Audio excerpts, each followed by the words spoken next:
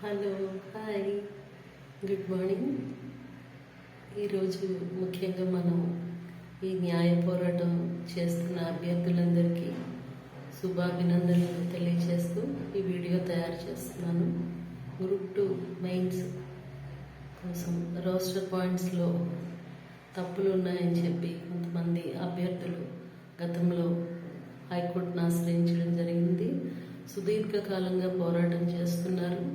ఈ సుదీర్ఘ పోరాటానికి ఒక ఆఖరి శుభం కార్డు పడే తరుణం ఆసన్నమైంది. తీర్పు రిజర్వ్ చేశారు. ఈ తీర్పు అందరికీ ఆమోదయోగ్యమై అనుకూలమైనదిగా వస్తుందని ఆశిద్దాం.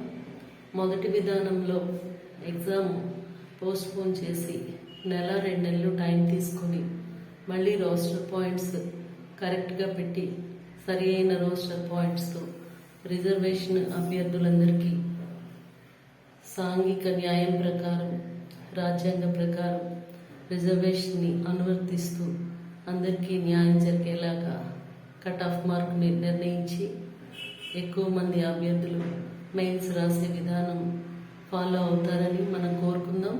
అది కాకపోయినట్లయితే రెండవ మార్గమైన ముందుగా మెయిన్స్ కండక్ట్ చేసి తర్వాత మెయిన్స్కి అభ్యర్థులను ఎంపిక చేసే ప్రక్రియలో రోస్టర్ పాయింట్స్ని ఫాలో చేయడం.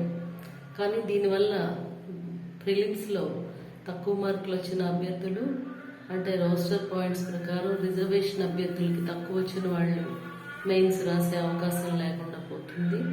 సో అది ఒకటి ఉంది. కానీ చూద్దాం, మరి న్యాయస్థానం ఏ తీర్పు ఇస్తుందనేది మనకి తెలియదు. Let us wait and see. ఇందులో ఏ అసంతృప్తి ఉన్నా మళ్ళీ రివైజ్డ్ పిటిషన్ వేసే అధికారం అభ్యర్థులకు ఉంది. అదేవిధంగా దాన్ని పరిగణించాల్సిన ఆవశ్యకత